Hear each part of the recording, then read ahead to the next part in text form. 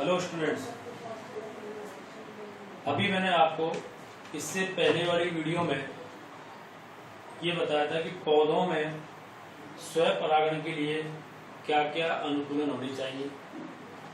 दूसरा, स्वयं परागण का क्या महत्व होता है, इम्पोर्टेंस। आज इस वीडियो में पौधों में पर परागण के लिए क्या क्या अनुकूलन होने चाहिए, अथवा प्रश्न ये पूछा जाता है कि पौधे स्वयं परागण को हतोत्साहित करने के लिए और पर परागण को प्रोत्साहित करने के लिए अपने आप में क्या चेंजेस करते हैं, क्या परिवर्तन करते हैं, कौन कौन से अनुकूलन डेवलप कर लेते हैं स्वयं परागण को रोकने के लिए और पर परागण को प्रेरित करने के लिए।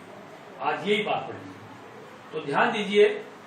क्रॉस पॉलिनेशन या पर परागण के लिए पौधों में जो विशेषताएं होनी चाहिए, जो अनुकूलन होनी चाहिए, उनमें पहला पॉइंट आता है फ्लावर, पुष्प का। पहला पॉइंट है कि पुष्प एक लिंगी होना चाहिए, यूनिसेक्सुअल होना चाहिए। अगर पौधे में एक लिंगी पुष्प है या पुष्प एक लिंगी है तो स्वाभाविक है उसके अंदर पर परागण होगा, स्वयं परागण नहीं होगा। तो पुष्प एक लिंगी होना चाहिए।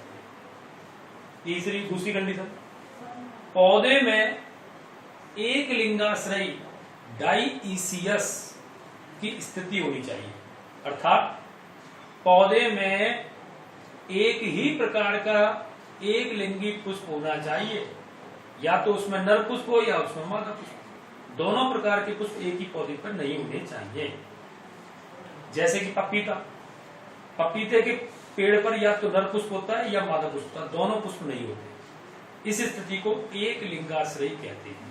तो जिन पौधों में एक लिंगाश्रयी की स्थिति होती है उनमें स्वयं परागण नहीं होगा, उनमें केवल परपरागण ही होगा। तीसरा पॉइंट है, अगर पुष्प द्विलिंगी है कोई बात नहीं, द्विलिंगी पुष्प है तो स्वयं परागण को रोकने के लिए उनका जो परागकोश और वर्तिकाग्र, उनकी टाइमिंग, परिपक्वता की टाइमिंग अलग हो जाती है, अर्थात भिन्न काल पक्वता पाई जाती है। अगर पुष्प द्विलिंगी है तो स्वयं परागण को रोकने के लिए उसमें भिन्न काल पक्वता होनी चाहिए, समकाल पक्वता नहीं होनी चाहिए। भिन्न काल पक्वता, अलग अलग समय पर परिपक्व होना ही भिन्न काल पक्वता है, जिसको डाइकोगेमी, भिन्न काल पक्वता को डाइकोगेमी कहते हैं। दो प्रकार की होती, प्रोटेंड्री या पुंग पूर्वता और प्रोटोगाइनी या स्त्री पूर्वता। डाइकोगेमी या भिन्न काल पक्वता दो प्रकार की होती है। पहला है पुंग पूर्वता या प्रोटेंड्री। इसका तात्पर्य द्विलिंगी पुष्प में स्त्री केसर से पहले पुंकेसरों का परिपक्व होना। स्त्री केसर परिपक्व नहीं होता, उससे पहले पुंकेसर परिपक्व हो जाते हैं, नर जननांग परिपक्व हो जाते हैं। इस स्थिति को पुंग पूर्वता या प्रोटेंड्री कहते हैं।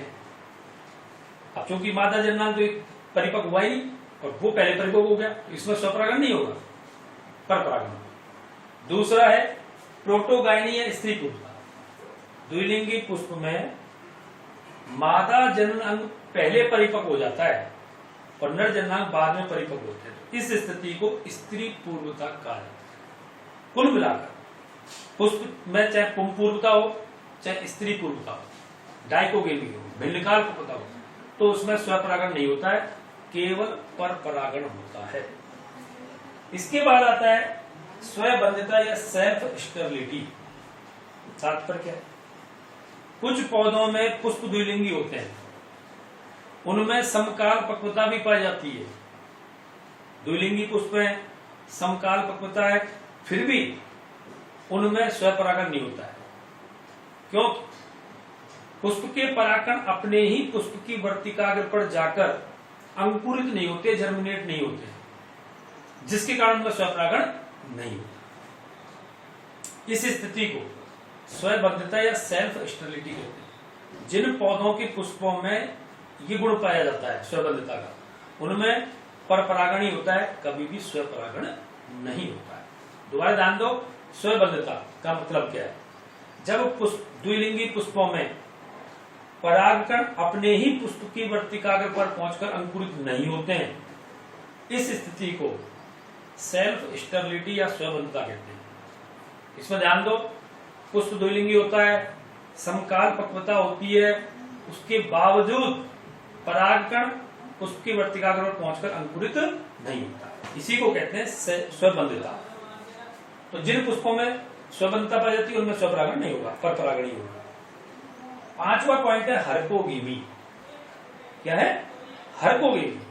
इसका तात्पर्य क्या है वो ध्यान से सुनिए। हरकोगेमी जो आती है वो इस प्रकार का होता है कि पुष्प के संरचनात्मक अवरोधों के कारण, द्विलिंगी पुष्पों में संरचनात्मक अवरोधों के कारण स्वपरागण नहीं होना हरकोगेमी कहलाता है। इसको मैं चित्र बनाकर समझाता हूं, आप ध्यान दीजिए।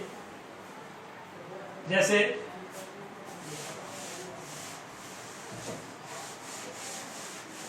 देखिए, ये एक द्विलिंगी पुष्प है, ये इसका वर्तिकाग्र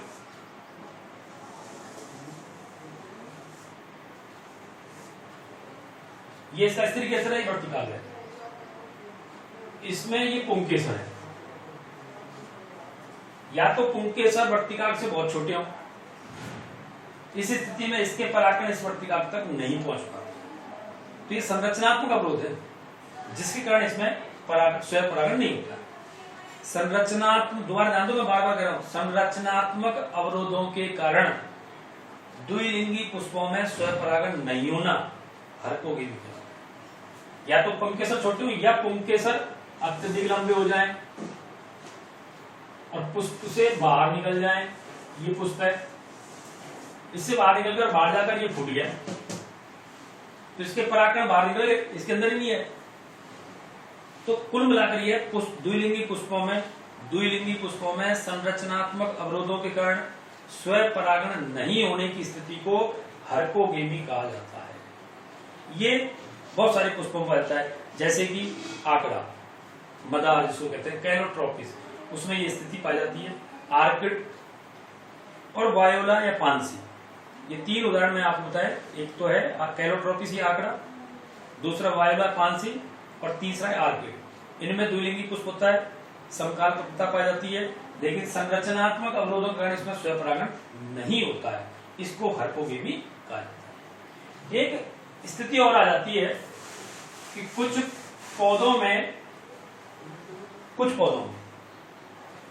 जाति एक ही है लेकिन दो प्रकार के पुष्प पाए जाते हैं, हेटेरोस्टाइलिक, उनकी पुंकेसर की जो लंबाई है वो अलग अलग प्रकार की होती है। ध्यान दो, जैसे एक पुष्प में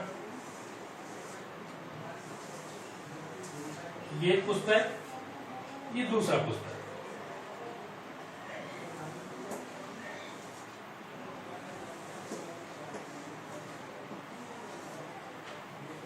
एक पुष्प और द्विपुष्प दोनों एक ही जाति के पुष्प हैं, लेकिन इस पुष्प में क्या है, वर्तिका जो छोटी है और पुंकेसर लंबे। इसमें वर्तिका लंबी है और पुंकेसर छोटे। वर्तिका छोटी, पुंकेसर लंबे, या वर्तिका लंबी, पुंकेसर छोटे। दोनों द्विलिंगी पुष्प हैं, समकाल पक्वता पाई जाती है, लेकिन इसके परागकण इसकी वर्तिका पर पहुंच भी जाए तो इनमें स्वपरागण नहीं होगा। इसमें क्या होता है, लंबे पुंकेसर के परागकण लंबी वर्तिकाग्र पर जाकर अंकुरित होंगे और छोटे पुंकेसर के परागकण छोटी वर्तिकाग्र पर जाकर अंकुरित होते हैं। इस स्थिति को विषम वर्तिकाग्र या हेटेरोस्टाइली कहते हैं। पौधों का ऐसा गुण जिसमें दो अलग अलग वर्तिकाग्र लंबाई वाले पुष्प आ जाते हैं, इनमें लंबी वर्तिकाग्र लंबी पुंकेसर के परागकण लंबी वर्तिकाग्र पर ही जाकर अंकुरित होंगे और छोटे पुंकेसर के परागकण छोटी वर्तिकाग्र पर ही जाकर अंकुरित होते हैं। इस गुण को विषम वर्तिकाग्र या हेटेरोस्टाइली कहते हैं। और इस प्रकार की स्थिति का जो एग्जाम्पल है वो है त्रिमूला। त्रिमूला में ये विषम वर्तिकाग्र पाया जाता है। तो इस प्रकार मैंने आपको पर परागण के लिए पौधों में क्या क्या विशेषताएं पाई जाती हैं क्या क्या होता है ये मैंने आपको बताया। दोबारा ध्यान दो, पुष्प एक लिंगी होना चाहिए। दूसरा, पुष्प पौधा एक लिंगाश्रयी होना चाहिए।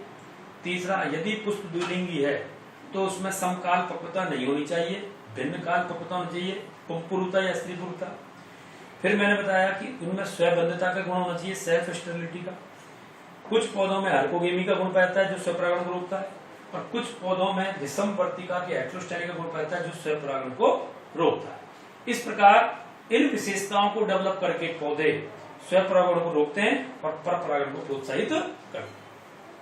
परपरागण का जो सबसे बड़ा इंपॉर्टेंस है, महत्व है, वो दो है।